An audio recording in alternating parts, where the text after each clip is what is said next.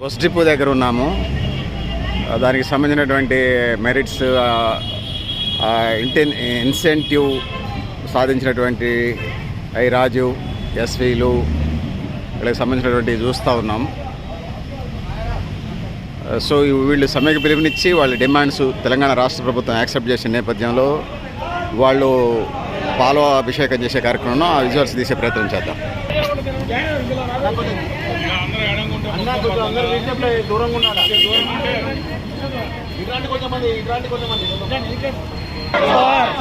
శంకరన్న త్యాగం వృధా పోదు, శంకరన్న మీ త్యాగం వృధా పోదు, శంకరన్న శంకరన్న జోహార్ శంకరన్న, జోహార్ శంకరన్న.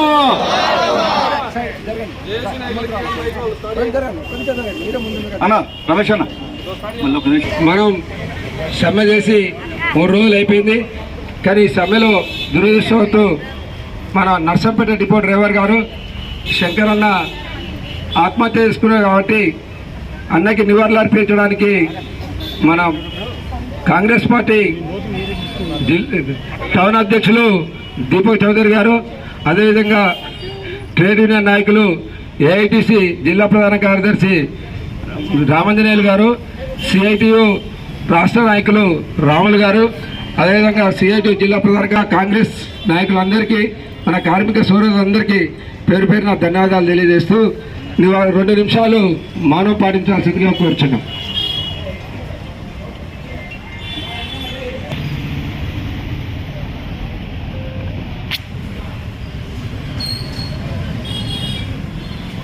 జోహార్ శంకర్ గౌడ్ గారికి, జోహార్ శంకర్ గౌడ్ గారికి, జోహార్ శంకర్ గౌడ్ గారికి. కార్మిక సంఘ నాయకులు, అట్లాగే కాంగ్రెస్ పార్టీ నగర అధ్యక్షులు, ఈ కార్యక్రమంలో పాల్గొంటున్న అన్ని కార్మిక సంఘాల మిత్రులందరికీ సిఐటి రాష్ట్ర కమిటీ నుంచి ముందుగా అభినందనలు.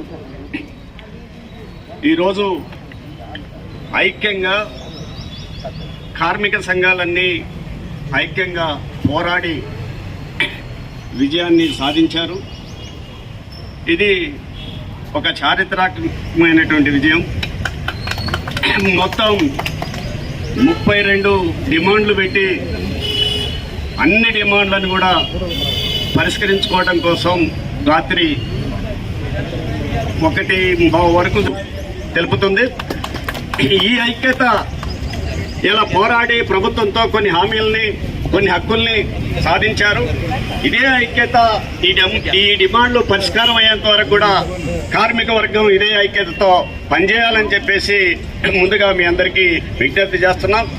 ఇలా ప్రభుత్వం అనేక దఫాలుగా రిప్రజెంటేషన్లు, అనేక రూపాల్లో సంఘాలుగా అనేక కార్యక్రమాలు అంతా కూడా చాలా సానుకూలంగానే ప్రభుత్వం కూడా స్పందించి 39 డిమాండ్లని 32 డిమాండ్లలో 29 డిమాండ్లన్నిటి కూడా ముందే సానుకూలంగా స్పందించారు.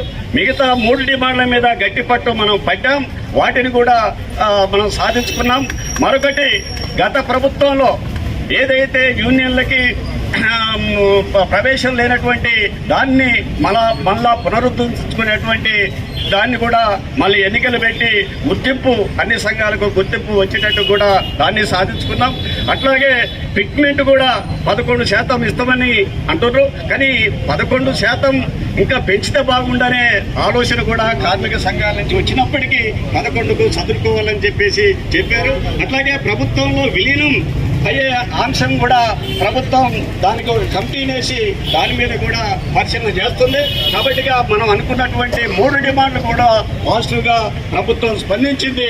అన్ని డిమాండ్లని ఐక్యంగా పోరాడినటువంటి మన కార్మిక వర్గానికి, జేఏసీ నాయకులకి, మీ అందరికీ మరోసారి ధన్యవాదాలు తెలియజేస్తూ ఇదే ఐక్యతతోని అమలయ్యేంత వరకు కూడా ఇదే ఐక్యతని కొనసాగిద్దామని చెప్పేసి కోరుతూ